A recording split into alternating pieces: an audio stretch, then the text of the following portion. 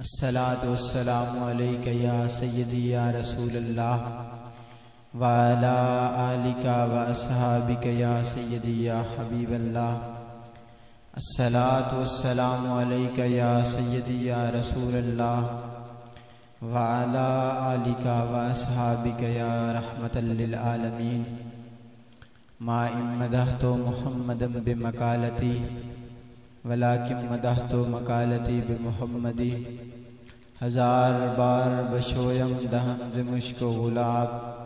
ہنوز نام تو گفتن کمال بے ادبیست۔ نہایت ہی واجب الاحترام بزرگوں دوستو، اللہ رب العزت کا کروڑ مرتبہ شکر ہے جس مالک کائنات خالق کائنات نے اشرف المخلوقات بنا کر حضور نبی مکرم شفیع معظم سرور عالم صلی اللہ علیہ وآلہ وسلم کا امتی بنایا۔ اللہ رب العزت نے قرآن مجید میں ارشاد فرمایا، یا ایھا الذین آمنوا استعینوا بالصبر والصلاۃ ان اللہ مع الصابرین، کہ اے ایمان والو اللہ رب العزت سے مدد طلب کرو صبر اور نماز کے ذریعے، بے شک اللہ رب العزت صبر کرنے والوں کے ساتھ ہے۔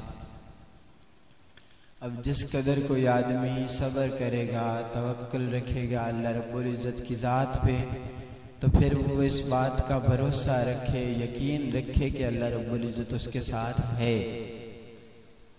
حضرت انس بن مالک رضی اللہ تعالیٰ عنہ اس حدیث کے راوی ہیں، فرماتے ہیں کہ رحمت عالم صلی اللہ علیہ وآلہ وسلم ایک قبرستان سے گزرتے ہیں تو آپ دیکھتے ہیں کہ ایک عورت ہے، وہ بڑے زار و قطار رو رہی ہے۔ اس کا بچہ فوت ہو گیا تو وہ بڑی زار و قطار رو رہی تھی۔ رحمت عالم صلی اللہ علیہ وآلہ وسلم آپ پاس سے گزرتے ہیں، ارشاد فرماتے ہیں کہ صبر کرو۔ تو عورت بولتی ہے کہ آپ کو کیا پتہ کہ مجھے کس قدر صدمہ پہنچا ہے، مجھے کس قدر تکلیف پہنچی ہے۔ سرکار دو عالم صلی اللہ علیہ وآلہ وسلم آپ چلے جاتے ہیں۔ جب اس عورت کو علم ہوتا ہے کہ رحمت عالم صلی اللہ علیہ وآلہ وسلم تشریف لائے تھے، وہ دوڑتی ہوئی بارگاہ نبوی صلی اللہ علیہ وآلہ وسلم میں حاضر ہوتی ہے، عرض کرتی ہے یا رسول اللہ صلی اللہ علیہ وآلہ وسلم میں صبر کرتی ہوں۔ تو رحمت عالم صلی اللہ علیہ وآلہ وسلم نے ارشاد فرمایا، الصبر عند الصدمۃ الاولیٰ، فرمایا کہ صبر اس وقت ہے جب آپ کو کوئی تکلیف پہنچے، اسی وقت جو چیز کی جاتی ہے اسے صبر کریں۔ بعد میں کون سا صبر ہے؟ اور یہ یاد رکھ لیں کہ صبر کیا ہے کہ جب تکلیف پہنچے اور تکلیف پہ بندہ اللہ رب العزت کی رضا پہ راضی ہو جائے، اسے صبر کہتے ہیں۔ اور یہ جو تکالیف ہیں، یہ جو مصائب ہیں، یہ اس لیے آتے ہیں تاکہ بندے کو پرکھا جائے، دیکھا جائے کہ بندہ کس لیول کا ہے، کس طرح کا ہے، کیا اللہ رب العزت کی دی ہوئی اس تکلیف پہ وہ راضی ہوتا ہے یا نہیں، کیا اللہ رب العزت نے جو اسے آزمائش کے اندر ڈالا ہے، کیا وہ اس آزمائش پہ پورا اترتا بھی ہے یا نہیں۔ اور یہ بھی یاد رکھیں کہ اللہ رب العزت جب آزمائش کرتا ہے، جب کسی کو آزماتا ہے، جب امتحان لیتا ہے، تو پھر امتحان میں جو آدمی پاس ہو جاتا ہے، جو کامیاب ہوتا ہے، پھر اسے انعامات سے نوازا جاتا ہے۔ یہ قانون قدرت ہے۔ اور آپ ادھر دنیا کے اندر بھی دیکھتے ہیں کہ جب کسی سے امتحان لیا جاتا ہے تو یہ امتحان کے بعد اس کے لیے درجہ بڑھا دیا جاتا ہے، چاہے وہ کسی درجے کا بھی امتحان ہو۔ تو یہ یاد رکھیں کہ اللہ رب العزت جو انعام لیتا ہے، اللہ رب العزت بھی بندے کے مطابق انعام لیتا ہے۔ پہلے بندے کو دیکھا جاتا ہے کہ یہ بندہ کس لیول کا ہے، بندہ کس درجے کا ہے، تو اسی درجے اسی لیول کا اسے امتحان لیا جاتا ہے، اور پھر اس امتحان کے بدلے میں اللہ رب العزت اسے بہترین اجر، بہترین بدل عطا فرما دیتا ہے۔ انبیاء کرام رضوان علیہم السلام جتنے گزرے، ان کو بڑے بڑے مصیبتوں پریشانیوں سے گزارا گیا، ان پہ بڑی بڑی تکالیف آئیں۔ رحمت عالم صلی اللہ علیہ وآلہ وسلم نے ارشاد فرمایا کہ کہ پہلے انبیاء کرام بعد کو قتل کر دیا گیا، بعد کو طرح طرح کی سزائیں دی گئی، اس لیے اور پھر وہ انبیاء کرام ان سزاؤں پہ، ان تکالیف پہ صبر کیا کرتے تھے، تو اس صبر کی وجہ سے اللہ رب العزت انہیں اس قسم کے درجات عطا فرما دیتا تھا۔ تو یہ قانون ہے اللہ رب العزت کا، دنیا کا قانون بھی یہی ہے کہ پہلے امتحان لیا جاتا ہے، پھر مرتبہ بڑھا دیا جاتا ہے۔ تو جس قدر کوئی امتحان میں کامیاب ہو جائے تو پھر اللہ رب العزت اسی قدر اس کو نوازشیں، اسی قدر اس کو عطائیں کرتا ہے، تاکہ ظاہری بات ہے کہ امتحان کے مطابق جب امتحان لے لیا گیا تو جس قدر وہ کامیاب رہا اسی قدر اس کا نمبر ملے، اسی قدر پھر اس پہ انعام ہوا۔ جس قدر کوئی زیادہ صبر کرتا گیا اسی قدر اس کا چرچا ہو گیا، اسی قدر اللہ رب العزت نے اس کے درجات بلند فرما دیے۔ اللہ رب العزت نے مختلف مقامات پر صبر کرنے والوں کے بارے میں قرآن مجید میں ارشاد فرمایا۔ ایک جگہ فرمایا وَلَنَبْلُوَنَّكُمْ بِشَيْءٍ مِّنَ الْخَوْفِ وَالْجُوعِ وَنَقْصٍ مِّنَ الْأَمْوَالِ وَالْأَنفُسِ وَالثَّمَرَاتِ وَبَشِّرِ الصَّابِرِينَ، فرمایا ہم تمہیں مختلف چیزوں سے آزماتے ہیں، کبھی خوف سے آزماتے ہیں، کبھی بھوک سے آزماتے ہیں، کبھی مال کی کمی کی وجہ سے، کبھی جانوں کی کمی کی وجہ سے، کبھی پھلوں کی کمی کی وجہ سے آزماتے ہیں، اور آخر میں فرمایا وَبَشِّرِ الصَّابِرِينَ، اور صبر کرنے والوں کے لیے بشارتیں ہیں، ان کے لیے خوشخبریاں ہیں کہ جس قدر وہ صبر کرتے گئے اللہ رب العزت اسی قدر انہیں اجر عطا فرماتا گیا۔ ایک مقام پہ اللہ رب العزت نے ارشاد فرمایا کہ الذین اذا ذکر اللہ وجلت قلوبہم، کہ وہ لوگ جب اللہ رب العزت کا ذکر کیا جاتا ہے تو ان کے دل مچل جاتے ہیں، اور فرمایا والصابرین علی ما اصابہم، اور وہ لوگ کہ جب ان پہ کوئی مصیبت آتی ہے، ان پہ کوئی پریشانی آتی ہے تو پھر وہ صبر کرتے ہیں، ڈٹ جاتے ہیں، وَمُقِيمِ الصَّلَاةِ، اور نماز قائم کرتے ہیں، وَمِمَّا رَزَقْنَاهُمْ يُنْفِقُونَ، اور اللہ رب العزت کے دیے ہوئے میں سے خرچ کرتے ہیں۔ تو یہ صبر کرنے والوں کے بارے میں اللہ رب العزت نے مختلف مقامات پر مختلف چیزیں بیان فرمائیں۔ ایک جگہ پہ اللہ رب العزت نے ارشاد فرمایا إِنَّمَا يُوَفَّى الصَّابِرُونَ أَجْرَهُمْ بِغَيْرِ حساب، فرمایا کہ صبر کرنے والوں کو اللہ رب العزت بغیر حساب کتاب کے عطا فرماتا ہے۔ یہ ان کا مقام ہے، یہ ان کا درجہ ہے۔ اور جب رحمت عالم صلی اللہ علیہ وآلہ وسلم آپ کی بارگاہ میں جب آپ سے پوچھا گیا مختلف مقامات پہ، تو رحمت عالم صلی اللہ علیہ وآلہ وسلم نے صبر کے بارے میں مختلف چیزیں بیان فرمائی۔ حضرت عبداللہ بن مسعود رضی اللہ تعالی عنہ آپ روایت فرماتے ہیں کہ رحمت عالم صلی اللہ علیہ وآلہ وسلم آپ ارشاد فرما رہے تھے کہ مختلف انبیاء کرام کو اس قدر مارا گیا، اس قدر تنگ کیا گیا کہ ان کے خون بہتا تھا، لیکن ان کی زبانوں پہ کبھی اللہ رب العزت کی بارگاہ میں شکوہ نہیں ہے،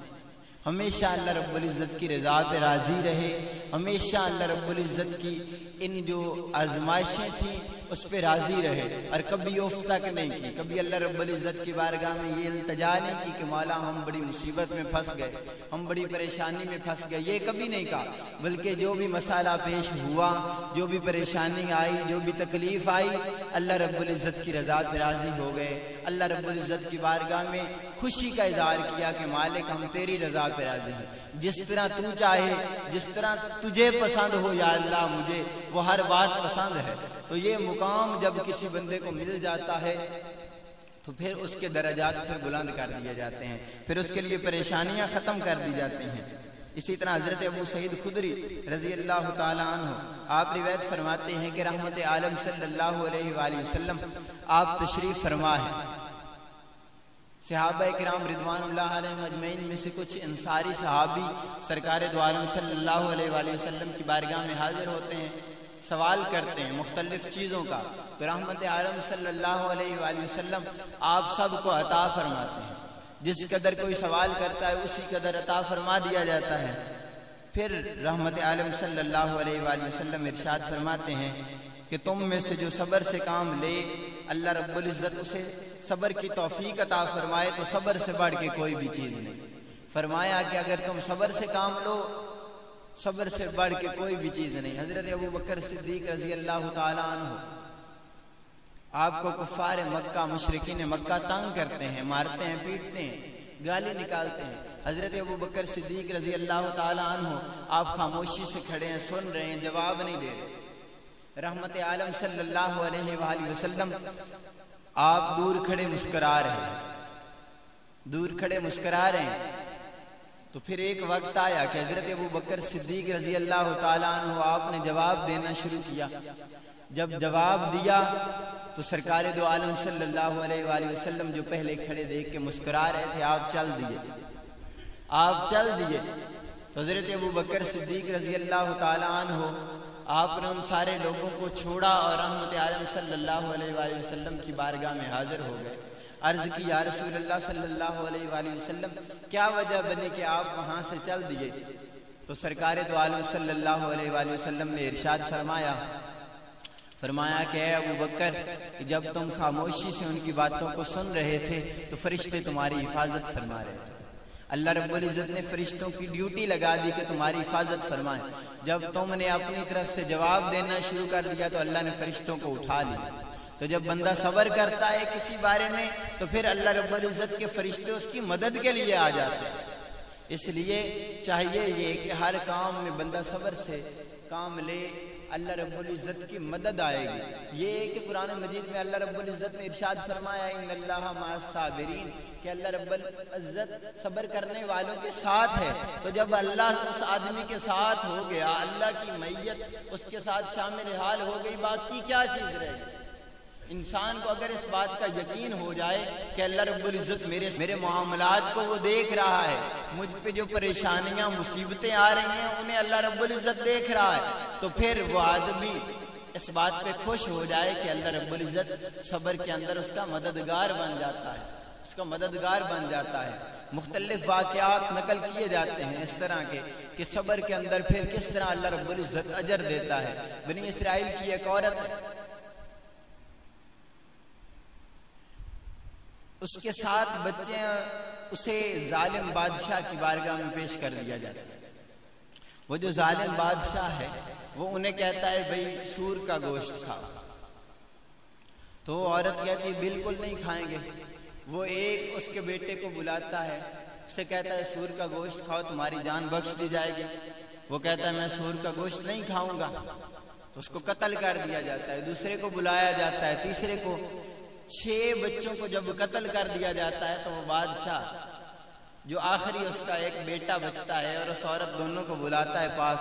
اور کہتا ہے کہ مائی اس عورت اپنے بچے کو سمجھا لے، اگر یہ سور کا گوشت کھا لے گا تو تم جو قیمت مانگو گے، جو بات تم کہو گے میں مانتا جاؤں گا۔ تو عورت اپنے بچے کو ساتھ لے کے ایک